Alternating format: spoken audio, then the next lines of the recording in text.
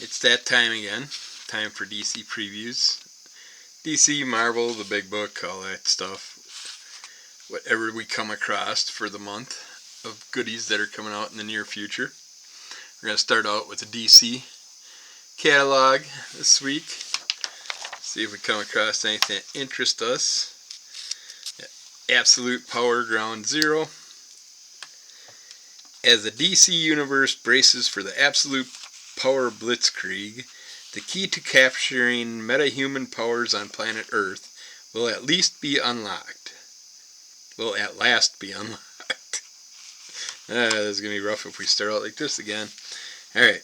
Bridging the events of Batman, Superman, House of Brainiac, and Suicide Squad Dream Team, this special oversized Ground Zero issue brings Waller's total dominance to the doorsteps of the world's finest heroes, using the combined might of Failsafe, Brainiac, Queen, and the Suicide Squad to do it.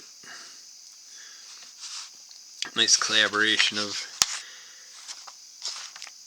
troublemakers in that one. Got Absolute Power #1.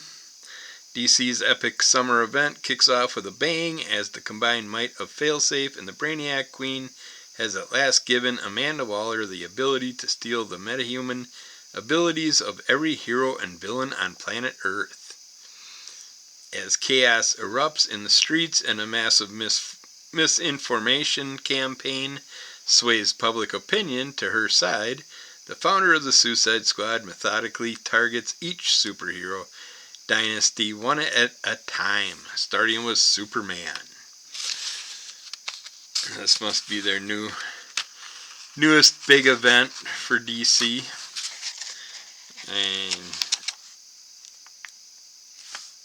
yeah, it was Marvel that did the Blood Crisis thing going on last. So yeah, I got Absolute Power Task Force 7 #1, Task Force 7 #2 coming out right away in this catalog for people to check out.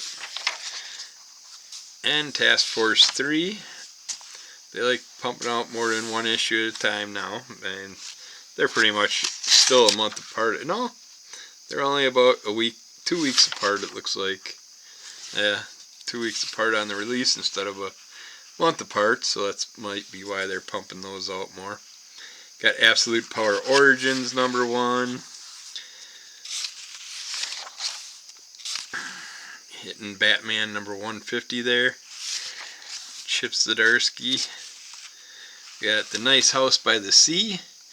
No one who was invited to the house knew Max, but she knew each and every one of them.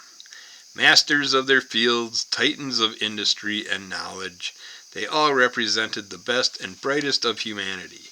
So when Max whispered to each of them the truth of what they deserved to be saved from disaster, to carry on the flame of civilization in a paradise built just for them, they all leaped at the chance. Why not? Why shouldn't they be the ones to live forever? Isn't it their destiny to survive the culling of the lesser herd? Wouldn't being named the future of humanity be nice? Sounds like another twist on, what was the one? The House on the Lake or something. I can't.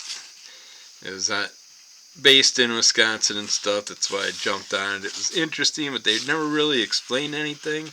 Never really finished the story. Kind of left us hanging on that one. You got Joker the World. Gotham's clown prince of crime goes global in this worldwide anthology. Joker the World. This 184-page book will feature Joker stories by creative teams from 13 different countries, showcasing how the Joker has truly inspired chaos on a global scale. The original Joker project launches worldwide on September 17th, 2024, and the complete anthology will be localized to the following international territories: Spain, Germany, Italy, Brazil, Mexico, Czech Republic, Turkey, Japan, Korea, North America, Argentina, Cameroon, and Poland. I haven't done a Joker thing in a while, and I think I might Might check this one out. We'll see.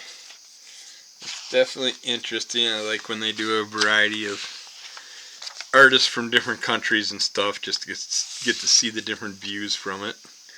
We got from the DC Vault, Death in the Family, Robin Lives. If you're into Jason Todd, there's a story for you. Got Dark Knights of Steel, All Winter, #1. The snow falls thick, blood runs black, and color itself is only a distant memory. The legendary assassin Deathstroke stalks a frozen wasteland, killing for coin among a nation of ever-warring jarls.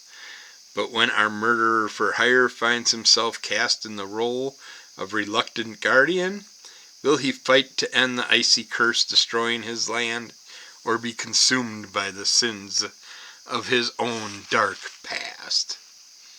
Yeah, looks like a nice black and white comic, kind of that Conan Barbarian style feel to it. Let's see, some ongoings there. Harley Quinn looks like she's got herself a couple new toys to play with. Penguin Run I'm gonna fall back on. Just waiting to see how far it's gonna go and if they're gonna come out with a nice little omnibus style trade. Loving Batman Dark Age. Just as enjoyable as Superman Space Age by the All Reds and Mark Russell. I shouldn't say the All Reds, I should say Mike Allred and Mark Russell. Some old noir style Superman covers there. Kneel before Zod.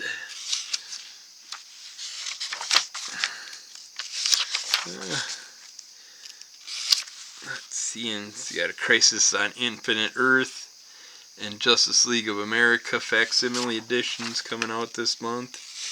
Every month they've been putting out more and more facsimile editions.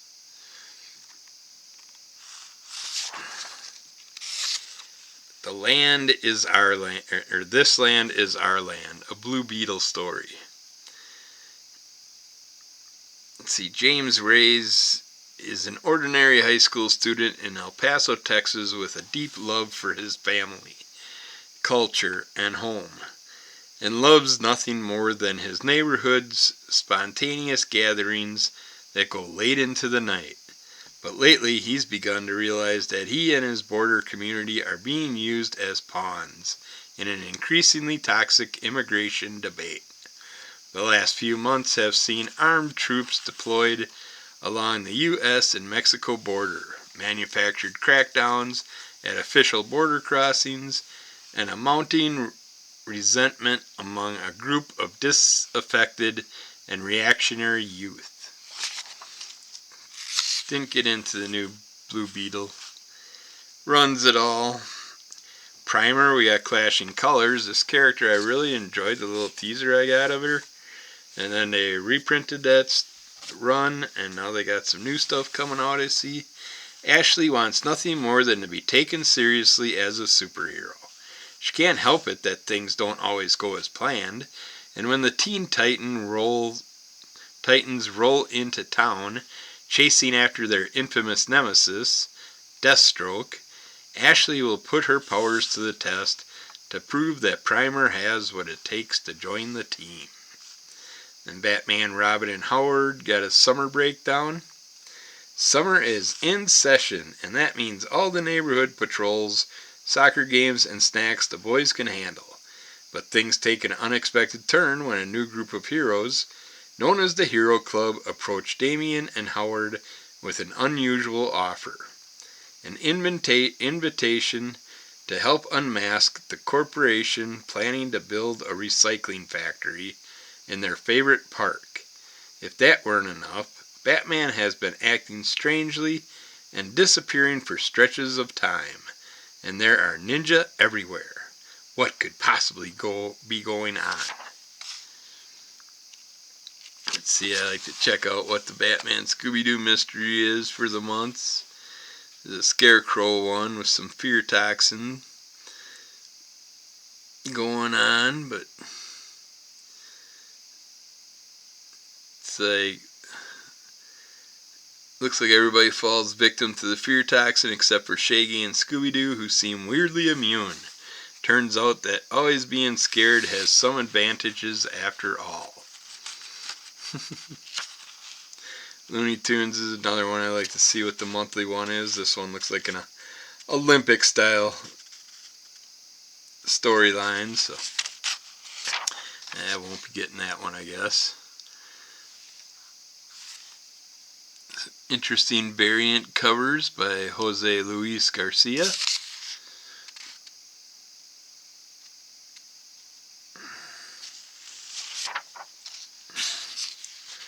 Batman City of Madness.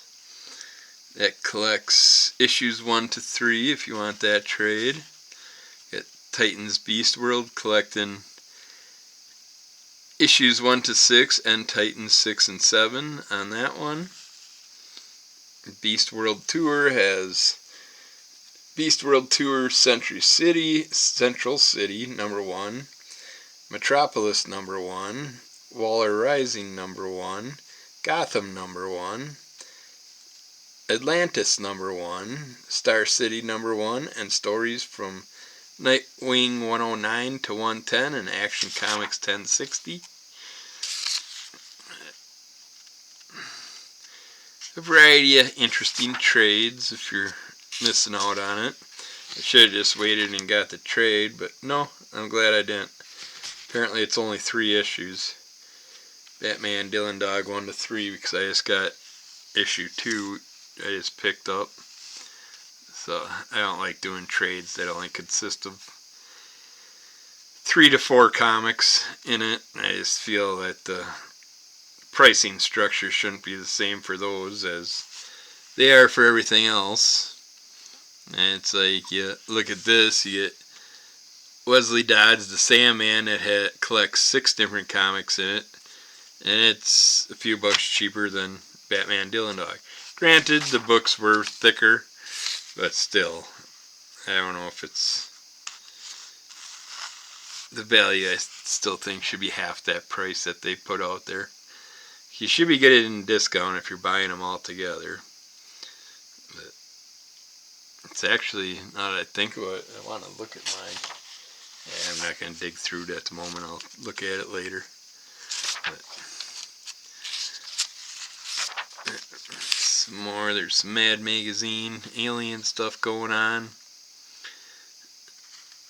What is WE3, the 20th Anniversary Deluxe Edition? It's by Grant Morrison and Frank Quitely. Celebrate the 20th anniversary of one of comics' masterpieces.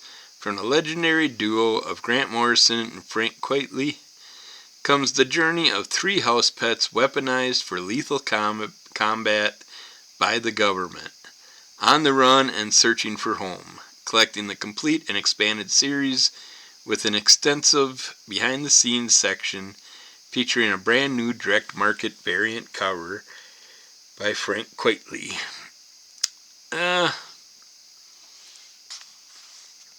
And looks like we got Cosmo and Chewie, or the other name, Cat, and then our Hops almost looks like it's in there.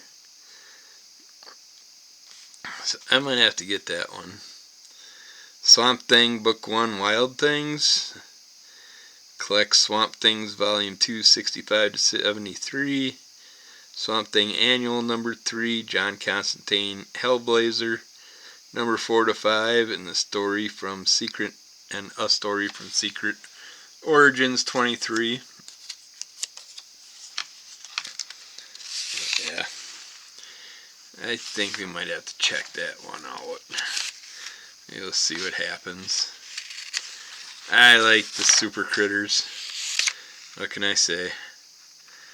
They're more fun than the humans. Yeah, that looks like about it for DC this month. And we'll get back with probably the Marvel portion next. And then the big catalog. So keep an eye out for those. And we will also be reviewing our definite picks that we're going to pick up when we do the Crimson Color Comic Club